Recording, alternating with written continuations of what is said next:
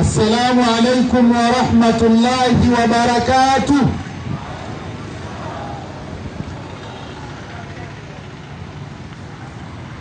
إن الحمد لله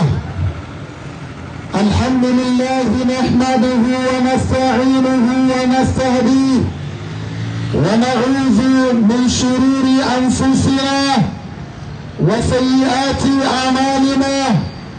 من يهده الله فلا مضل له ومن يضلل فلا هادي له.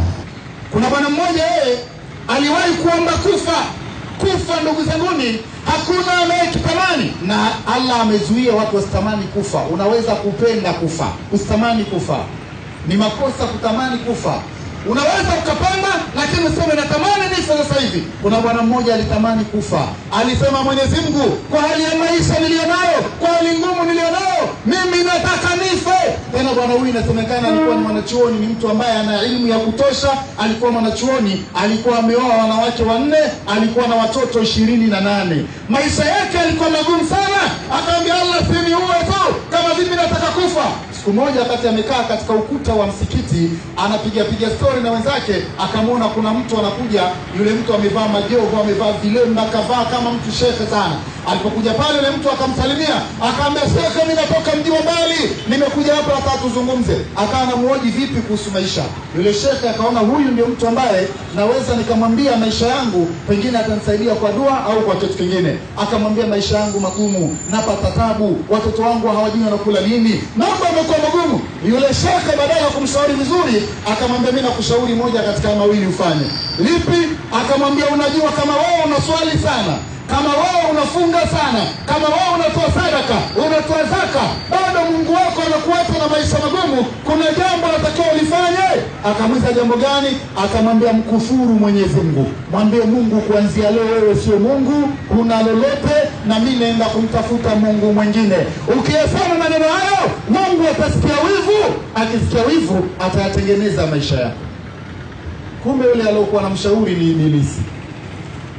Aliamua kuvaa majoho na nini, asogee pale aende akamshawishi vibaya. Shaka akamwambia, hili lingine lipi? Akamwambia, lingine unatakiwa kufanya, unatakiwa ufe, wewe jiue. Ukisajiua, Mungu wako atawaleta watu wa kuhudumia watoto wako. Watu wanasubiri ufe wahudumie watoto. Na ndio maisha yetu leo.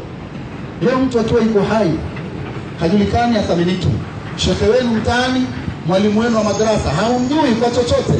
Lakini akifa watatokeza watu, mimi nitamsomesha mtoto wake huyu, mimi nitamfanyia huyu kile. Mlikuwa wapi wakati iko hai?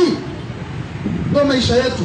Kwa hiyo Ibilisi akaitumia advantage hiyo, akaambia shekhe, mkufuru Mungu au jiue. Shekhe akasema swala la kumkufuru Mungu haliwezekani, ila swala la kujiua ni very simple. Shekhe akaanza kuwaza atajiua vipi. Njia za kujiua ni zipi? Shekhe, njia ya kwanza akasema, nikinywa sumu watu wanaweza wakanipa maziwa nikapona, ikawa aibu mtaani. Shekhe alitaka kujiua. Njia ya pili akasema, nikijitundika kitanzi watu wanaweza kaja kuniwahi nikapona, ikawa ni aibu mtaani. Njia pekee, shekhe akasema, nitakwenda porini. Alipofika porini akakuta sehemu kuna mlima mrefu sana, akasimama juu ya ule mlima, akaangalia chini, akapiga hesabu, akajua nikitoka huko juu mpaka nikifika chini mimi itakuwa inna lillahi wa inna ilaihi rajiun. Akajua hapa nakufa siponi. Shekhe alichofanya, akasimama juu ya ule mlima, akaanza kuongea na Mwenyezi Mungu kwanza. Anamwambia Mwenyezi Mungu, nimeteseka muda mrefu katika maisha ya kidunia, sasa nakuja huko kwako, naomba unipokee. Ikiwa ulikuwa unanidhalilisha kwa sababu mimi nipo, sasa mimi nakuja na Mungu ninavyokuamini.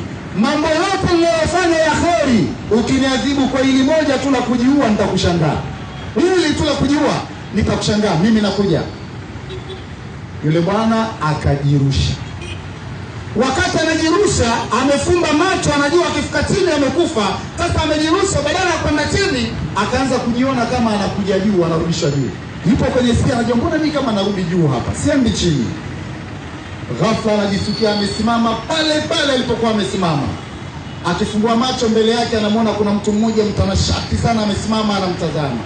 Shekhe anamuuliza, wewe ni nani? Na kwa nini mimi niko juu badala ya kuwa chini? Yule akamwambia, mimi naitwa Malakul Maut, mimi ndo Israeli, mtoa roho za watu. Akamwambia Israeli, nilikuwa nakutaka sana wewe. Madama umekuja, haya niambie kwa nini niko hapa? Israeli anamwambia, mimi ndo niliyokuokoa, nimekutoa badala kwenda chini ukajiumize, nimekurudisha juu. Kwa mimi ndo nilokurudisha. Sheikh anamwambia, toka lini Israeli akaokoa watu wanapotaka kufa? Wewe kazi yako ni kutoa roho. Umeanza lini kuokoa watu? Israeli akamwambia, sababu ya kukuokoa, nimetizama katika buku langu, nikakuangalia, nikaona wewe si kufa leo wala kesho wala mwakani wala mwaka ujao. Kwa hiyo nimeona nikikuacha ujirushe, utaenda kuwatia watu ziki za bure, maana utavunjika, utaanza kuuguza watu na ziki ulizonazo. Nimekusaidia, hata kwa hilo huna shukrani? Sheikh akasema, sawa, lakini mimi nina shida. Akamwambia, shida yako nini? Akasema, shida yangu hela. Ili niweze kuishi kwa amani, maisha yangu yatengenezwe, nitafanya nini? Israeli akamwambia, nitakufundisha kitu cha kufanya. Ukifanya hiko utakuwa ni mtajiri mkubwa katika dunia. Kitu gani? Akamwambia, katika nyumba fulani kuna tajiri mmoja na binti yake ni mgonjwa sana. Huyo binti ana miaka 7. Hajawahi kuinuka kukaa kitako, akilala analala ubavu mmoja mpaka ule ubavu umeoza. Hawezi kugeuka upande wa pili, maumivu anayoyapata ni makali mno. Binti huyo ana miaka 7, hajawahi kuongea. Hatoi kauli, anaongea kwa ishara ya macho. Wanamjua mzima kwa sababu macho anacheza na mapigo ya moyo. Hakuna kingine kinachojulisha kama huyu mtu ni mzima. Israeli akamwambia, kwenye nyumba hiyo, tajiri wa nyumba ile ambaye baba huyo binti ametoa nadhiri, amesema mtu yeyote atakayeweza kumtibia maradhi binti yake akapona, tajiri huyo atatoa nusu ya utajiri wake, atamkabidhi huyo mtu aliyemtibia. Nikujulishe kitu, nikujulishe dawa ambayo ukienda kuitumia huyo binti atainuka. Akishainuka utapata nusu ya utajiri. Nikujulishe hiyo dawa. Sheikh akasema, hayo ndio mambo nilokuwa nayataka. Akatajua miti ya aina 3. Wanachoona wameieleza tofauti tofauti. Kuna mtu anaitwa shajaratul khaisiran, au wengine anaitwa shajaratul Musa. Kuna mtu anaitwa shajaratul sidri. Kuna mti, alimradi kuna miti ya aina 3. Kuna mtu anaitwa shajaratul rumman. Kuna mtu anaitwa shajaratul yaqtin. Hiyo yote ilitajwa katika vitabu tofauti tofauti. Mti huo alielekezwa, lakini mti wenye nguvu sana ambao kwamba ndio kusudiwa pale ulikuwa ni shajaratul sidri, mti wa mkunazi. Akaambiwa, nenda kachukue mkunazi. Nataka nitoe zawadi. Zawadi nataka kutoa ni kuelekeze wewe unaonisikiliza hapa namna gani utaenda kutumia mkunazi ikawa ndio tiba ya maradhi yaliyoshindikana. Semeni inshallah. Ukautumie mwenyewe ili ukakuondolea matatizo ambayo yanamsibu mgonjwa wako, yanakusibu wewe. Mkunazi ni mti mmoja hatari sana. Mkunazi ni mti mmoja una mambo makubwa, na ndio maana Allah mwenyewe ameamua kuupanda mkunazi katika uwingu wa 7 mbinguni. Akapaita inda sidratil muntaha. Aya inaendelea sema, idh yaghsha sidra ma yaghsha. Umefunikwa mkunazi na kile kilichofunika. Kitu gani hicho? Ismul majhuli. Kitu gani kimeufunika mkunazi? Allah kaficha, kama vile alivyoficha kule kwa Firauni. Wakati Firauni ameingia kwenye bahari anakufa, Allah anasema fakhashiyahum fil yammi ma khashiyahum, kimemfunika Firauni katika maji kile kilichomfunika. Firauni hakufunikwa na bahari. Ingelikuwa bahari, wengi hapa ni watu wa pwani, mnajua bahari. Bahari sifa yake imekiweka kitu kwa muda mrefu, siku 3 tu. Lakini Firauni amekaa miaka chungu mzima kwenye bahari, ni ishara kwamba sio bahari iliyomfunika. Kuna kitu Allah cha siri kakiweka. Kitu kile cha siri ndio kakiweka kwenye mkunazi. Ndio maana akasema umefunikwa mkunazi na kile kilichofunika. Mtu akienda kutumia mkunazi vizuri, akatumia kwa kukogea au akatumia kutia kwenye mafuta ya nazi akajipaka, anajifunika kwenye mwili wake na kile ambacho Allah atamfunika. Wachawi na mashaitani hawatokuona, na akilazimika mchawi kukuona au shetani atapita mita 100 ya ulipo wewe. Hawezi kukaa karibu yako kwa sababu una kitu cha hatari kwenye mwili wako. Kwa nini Mwenyezi Mungu upande mkunazi katika uwingu wa 7? Labda ni swali la msingi sana. Sababu ya mkunazi kupandwa uwingu wa 7 ni pale Mwenyezi Mungu aliposema waja'alnaha rujuman lishayatin. Mwenyezi Mungu anasema mimi nimetengeneza vimondo kwa ajili ya mashaitani. Vimondo vinatoka wapi? vinatoka katika mkunazi kwenye wingu wa 7. Pale mashaitani wanapojaribu kwenda kuangalia habari zetu mbinguni, Mwenyezi Mungu anawachapa na vimondo, mashaitani wanashindwa kufika kule. Wanachuoni wakasema, kama Ibn Qayyim amezungumza hayo, Abdurrahman Suyuti kasema, Jafar bin Sadiq kasema katika vitabu mbalimbali, anasema atakayepata majani ya mkunazi akayatia katika maji akakogea majani yale ndani ya siku 7 na dua maalumu ikafanywa, akatembea barabarani, wachawi mashaitani umemalizana nao. Mkunazi huo uangalia maajabu yake. Bwana Mtume Muhammad sallallahu alaihi wasallam akasema, maiti zenu wakifa mkiwakosha tumieni majani 7 ya mkunazi. Habari hizo zikuta katika vitabu vya kizamani vile vya fiqh. Siku hizi mashaikh wakaeka mambo ya kafuri zile na nini, lakini zamani hizi habari ilikuwa watu wanapokosha maiti wanachanganya na majani 7 ya mkunazi. Kwa nini? Unapomkosha maiti na majani 7 ya mkunazi ukaenda kumzika, wale wachawi wenye tabia ya kuja kufukua maiti wakala nyama zao hawawezi kuifukua maiti ile, kwa sababu mmeiwekea vimondo kwenye mwili wake. Anapojaribu mchawi kulazimisha kuifukua mawili, aidha apigwa vimondo au mtamkuta juu ya kaburi ameganda pale pale. Kwa nini? Kwa sababu maiti wenu mmemkoshea na majani ya mkunazi. Ndio yule shekhi akaambiwa kachukue mkunazi, ufinyange, tengeneza unga wake, achanganywe katika uji ama achanganywe katika maji ya moto ama chochote ambacho alielekezwa nacho. Akaambiwa ukifika utampa huyo binti akinywa maji hayo ama akinywa dawa hiyo atainuka, akiinuka utapata utajiri. Shekha anakwenda kwa mbombo nyingi katika nyumba ya tajiri, anamwambia nimekuja, mimi nimesikia katika hii nyumba kuna mgonjwa wa miaka mingi, nimekuja kumtibia. Tajiri anamwambia ni kweli kabisa, humu ndani ninaye mgonjwa, ni binti yangu, na mimi nimeweka nadhiri, atakayemtibia binti yangu nampa nusu ya utajiri wangu, lakini nimeweka nadhiri nyingine, akija mtu akimtibia binti yangu, zikimalizika siku tunazokubaliana binti yangu hakupona, mtu huyo namuua. Sheikh akaona nimekimbia mauti kule na yafuata huku tena. Akamwambia niko tayari. Tajiri akamwambia ingia kazini. Sasa kwa sababu kuna ikhtilafu ni mti gani ulitumika, nilipokuwepo katika mji tulipokuwa Arusha, nakumbuka waliomba wakazi wa Arusha baada ya kutoa madai, wakasema tunaomba hiyo miti mtutengenezee. Huwa hatutengenezi ila kwa maombi ya watu wa pale. Na huo mji tuliokwenda kufanya da'wa ilikuwa ni mji kidogo wanasumbuana sana na mashaitani na wachawi.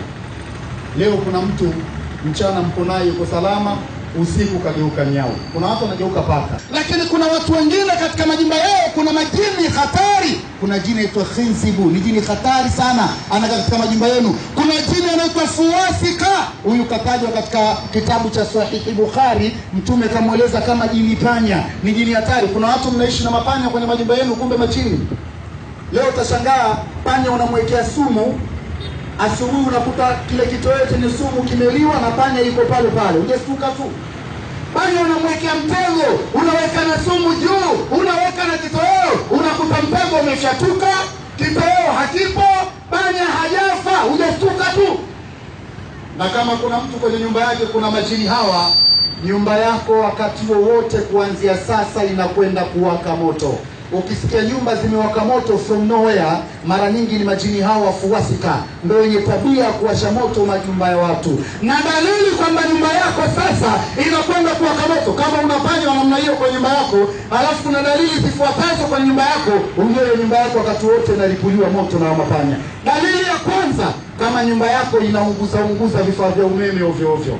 Yaani wewe ukinunua TV ama umeweka taa, wiki 2 imeungua, mwenzako mwezi, miezi 2, mitatu mpaka mwaka hajabadilisha, wewe kila mwezi unabadilisha taa, uko katika danger zone. Hiyo nyumba wakati wote Fuwasika wataiwasha moto.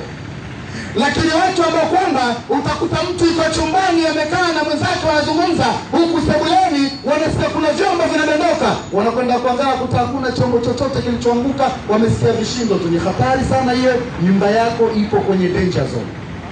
Wakati mwingine unaweza uko ndani unaongea, unasikia kama watu wanapita, kama watu wanatembea, ama unasikia watu wanakoga chooni, ama watu watu wanaopa njozi za kutishwa. Hiyo nyumba iko kwenye danger zone, wakati wote nalipuliwa moto na wafuasika. Ukipata huu mti wa mkunazi ukauchanganya na shajaratu yaqtin, ukauchanganya na shajaratu rumman, vikachanganywa pamoja, vikakorogwa, vikatoa kwenye maji, ukaidekia, ajabu utakayoiona. Unaweza ukashangaa. Kuna mmoja aliwahi kutumia, ilikuwa ni Tanga, sio mbali, ni Tanga tu. Alitumia hii, alikwenda kudekea nyumbani kwake. Na hii tunakupa sharti, kama unakwenda kuitengeneza tutakwambia, kama mtaitaka pia mtasema. Lakini kama unakwenda kuitengeneza, ukichukua chetezo ukaifukiza hiyo dawa, alafu unatoka nje, unakaa muda wa nusu saa. Usikae wakati unaifukiza, fukiza nyumba yako nzima, alafu toka nje muda wa nusu saa. Kama nyumba yako ina mashaitani, kama nyumba yako ina uchawi unasumbua, utashangaa. Unaweza kuona nyoka anatoka hata alipotokea upajui, au unaweza kuona mapanya. Kuna mmoja hapo Tanga aliona panya zaidi ya 200 wamejipanga foleni na tafuta mlango. Anajiuliza, panya wote walikuwa wanaishi humo hawa? Wamejipanga watafuta mlango kwenda. Ni nini? Kwa sababu wachawi walishafanya kazi yao katika nyumba ile. Ndio shekha akaambiwa atumie shajaratu hizo, aende akampe yule mama. Shekha alipokwenda pale kwa madoido, akasema mimi nitampa. Akasema mpeni maji, yakachemshwa maji, akasema koroga dawa, kakoroga, akasema mpeni akanywe. Yule binti alipopewa kunywa, shekha akasema tunamsubiria ndani ya nusu saa. Alipopewa kunywa, jambo la kwanza, binti alikuwa hawezi hata kunyosha mikono mwenyewe, kila kitu anafanyiwa. Akaonekana anakamata tumbo, akiashiria kwamba tumbo lake linaanza kumletea matatizo. Tumbo linamkoroga kwa sababu ile sihiri ilikuwa ndani ya tumbo lake. Baada ya dakika 15, 30, 40, mama yule amejishika tumbo. Yule shekhe akasema mimi naondoka, natoa siku 7 kwa hizi ni Allah. Huyu atainuka, akishainuka unanikabidhi changu. Siku ya kwanza, siku ya pili, wanastaajabu, wanasikia yule binti kule chumbani alipokuwa amelala usiku amepiga kelele za hatari sana. Kwa mara ya kwanza baada ya miaka 7 wanasikia sauti ya binti yao. Sheikh yule tajiri anaingia ndani, anamuuliza binti yake vipi? Anajua binti yake haongei. Anamuuliza vipi? Binti anaonyesha ukutani. Anaulizwa nini? Binti anaonyesha ukutani kama mara 4-5, kisha akatoa sauti akasema kuna mtu nimemwona katika ukuta ananitisha sana. Yule tajiri anasema alhamdulillah, binti yangu anaongea. Baada ya siku 7, siku 14, yule binti anatembea na anafanya shughuli zake mwenyewe. Kwa hiyo alichofanya yule tajiri, akakata nusu ya mali yake, akampa yule shekhe, akamwambia shekhe, sasa maisha umeyapatia. Lakini alikwenda kukorofisha mbele ya safari shekhe, sasa kusema huko mbele. Lengo langu ni kuambia hapa, hizi shajara 3 tulizozitaja, ukienda kuzichanganya pamoja, ukampa mgonjwa aliyefeli kwenye maisha yake, shajara hizi zinakwenda kufanya mambo makubwa sana. Lakini kwa wale ambao kwamba wana manuksi, mtu kila analolifanya haliendi. Kuna jini mmoja anaitwa Karinu. Huyu jini kwanza hupenda kucheza na watoto. Ametajwa katika sura Az-Zukhruf aya ya 36. Jini huyu anapenda sana kucheza na watoto. Na huyu jini kwa watoto anakaa nyuma ya ubongo wa nyuma, anakaa hapo. Akishakaa huko nyuma, ubongo wa nyuma, anachokifanya kikawaida, binadamu kwa siku anatakiwa apitishe damu lita 1000 kwenye ubongo wa nyuma kwa siku moja. Sasa huyu jini anachokifanya, anaiblock ile damu inapita chini ya kiwango hicho. Ikipita chini ya kiwango hicho, mtoto wako utamuona na dalili 4. Ukimuona mwanao na dalili hizi 4, ujue tayari amesibiwa na huyu jini anaitwa Karinu. Dalili ya kwanza, mtoto atakuwa mtundu kupita maelezo. Leo kuna watu na watoto mpaka anajiuliza huyu mtoto wa nani huyu? Kwa sababu mtoto amekuwa mtundu mpaka anashangaa. Dalili ya pili, utamuona mtoto wako anakuwa haelewi madrasa wala skuli. Anachosomeshwa akiingia akilini, mtoto anafanya ovyo. Ni dalili kwamba Karinu anafanya hiyo kazi. Dalili ya tatu, mtoto wako akilala atakuwa anaweweseka sana usingizini. Yaani atakuwa anaongea, ama ile michezo yote aliyocheza mchana, utakuta usiku anaiona ile michezo, anaanza kuiongea yote. Dalili nyingine ya mwisho, mtoto wako utamuona anakojoa kitandani. Mara nyingi watoto wetu wanakojoa kitandani, tunakosa suluhisho. Hatujui nini tatizo. Kumbe inawezekana huyu Karinu anaiblock ile mishipa nervous system atuwasiliani za mtoto. Matokeo yake mtoto anakwenda kukojoa.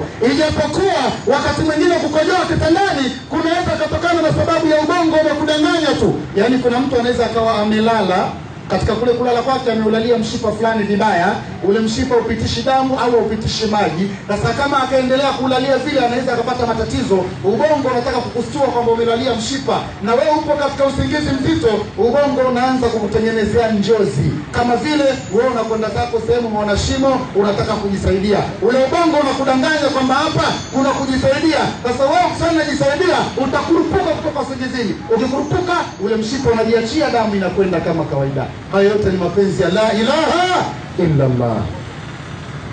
Sasa zawadi hii iliombwa sehemu mbalimbali.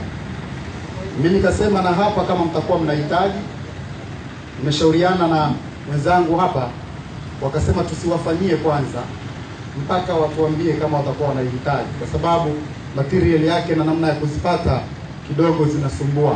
Kwa hiyo hatuwezi kuingia tu tukataka tuwatengenezee watu. Lakini ukiipata hiyo miti mitatu, kuna mkunazi humo ndani, kuna shajaratu yatim, kuna shajaratu khaizran, humo ndani tumeweka na habati sauda, humo ndani ikawekwa na hulba, humo ndani kwa sababu ya kuwasaidia watu. Kina mama ambao wana matatizo ya matumbo yao, unakuta mwanamke anakamata ujauzito anaharibu, itumie hiyo mchanganyiko hiyo miti, utaona habari yake. Lakini kuna kina mama wamekaa muda mrefu hajapata ujauzito, na kuna wengine safari zao zinasumbua. Nikisema safari naeleweka, naongea kinaya kidogo.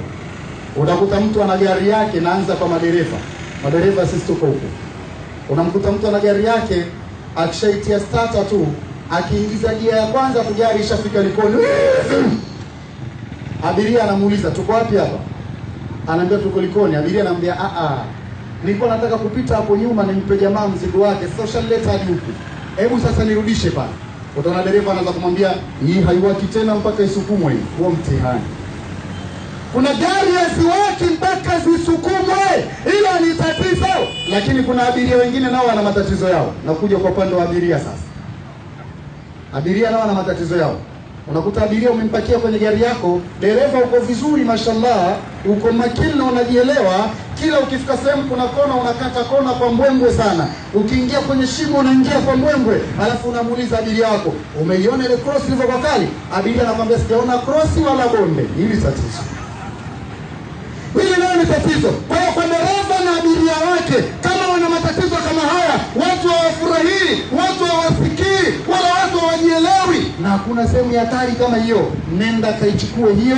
Tumeita kwa jina la Munawwara, inatia nuru, kwa sababu pia ukikogea una shine. Ukitembea barabarani, kama wewe uliwahi kwenda kuposa, mimi nawaambia wanaume, ukiipata hiyo, kuna mtu ulienda kumposa alikukataa na hakutaka kushakashifu, tumia hiyo ndani ya siku 14, alafu kapige hodi tena.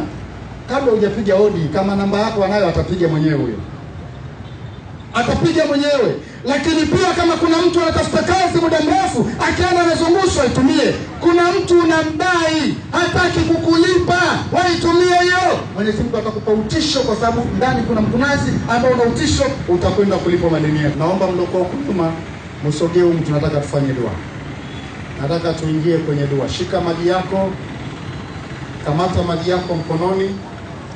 Tunataka tuingie kwenye dua adhim kabisa.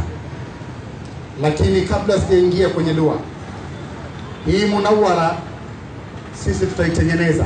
Semeni inshallah. Sema tena inshallah. Tutaitengeneza kashambulia mashaitani na wachawi. Lakini pia kesho, nataka nitoe oda. Kesho tunataka tufanye dua ya kurejesha vitimbi vya wabaya wetu waliotufanyia viwarudie wenyewe. Hatumpigi mtu, hatumrogi mtu, bali tunamwomba Allah arudishe ubaya huu kwao. Kwa hivyo tunapendekeza kina mama, kesho mtakapokuja, tunaomba kama mtu anao ushungi mweupe, yani unajiuba jeupe ama una ushungi mweupe, vaeni ushungi mweupe. Kesho nataka tufanye balaa hapa. Semeni inshallah. Kina baba, kama kuna mtu ana kofia nyeupe au kilemba cheupe, vaa. Au una kanzu nyeupe, vaa. Una shati jeupe, vaa. Kesho tunataka tupate weupe hapa katika ule eneo, afu nitakwambieni siri yake ni nini. Dua tunataka tuifanye, mara nyingi tunaifanya siku ya mwisho ya muhadhara, ili wale wabaya wenu, wale kwa wanawatesa, wanawadhalilisha, wanawaroga, wanaharibu ndoa zenu, wanaharibu maisha yenu, kesho tunakwenda kuwakomesha, na mtaona wabaya wenu watakavyoanza kudhalilika kwa uwezo wa Allah.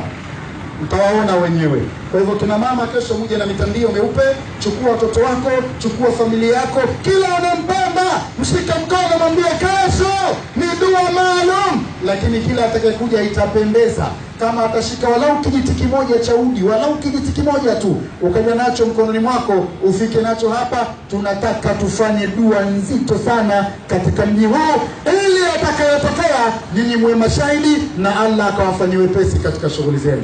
Naomba tusogee eneo hili kwa sasa tufanye dua. Mlosimama tafadhali, naomba tuingie hapa ndani, nataka tufanye dua.